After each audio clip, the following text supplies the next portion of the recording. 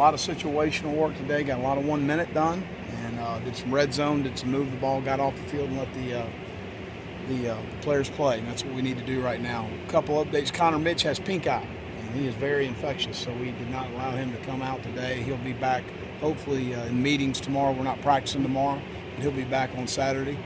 We'll get that cleared up. And Jalen Christian and I met, and he's going to transfer. Jalen's got some things at home that he needs to handle, and he and I had a long talk on Tuesday about those situations, and very personal to him. And I certainly respect that and respect his decision, and I'm going to try and help him. He's a great young man. We didn't want him to leave, but unfortunately things happen sometimes, and I really appreciate how he's handling the situation. He's handling like a man would, and but I'm just proud of him, and we're going to do everything we can do to help him transfer and get to a place closer to home, because that's where he needs to be at this time. So, disappointed for us in South Carolina, but at the end of the day, it's about the student athlete. April 9th is a spring game again. We need a great crowd. We got the most loyal fan base in the country, and we're going to have a bunch of recruits here, and we need to show them how loyal we are. So we appreciate that. But we've had 10 days in. We'll have a good scrimmage Saturday morning, and we're looking forward to getting back in the stadium. I open up for any questions. With Connor out, do you have a concern about how many quarterbacks you need just to get through a practice? No, we're fine. We're good. He's going to be back Saturday. It's just pink eye. You ever had it?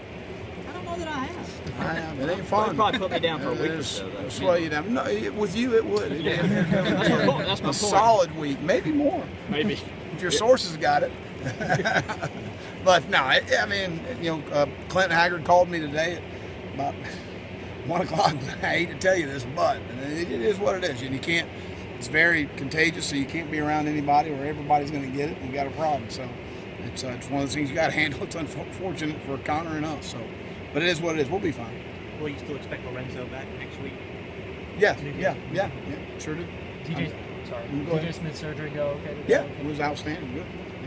Drops, wide receiver drops. Yeah, we got to get that cleaned up.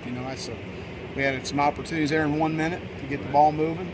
We had a pass under pressure period with various downs and distances where we got to stay ahead of the sticks. We had some drops, but on the pleasant part, there were some nice balls being thrown. So that's a credit, Brandon and Michael for that. So we need to catch the ball better on the perimeter. But at the end of the day, we have thrown our installation at our players on both sides purposely, and we're throwing a lot of looks at the quarterback from a coverage and pressure standpoint. We haven't scaled back at all, and we just got to grow through these situations, especially with the young players. So that's part of the deal, but I'd rather do it that way than do it the other way.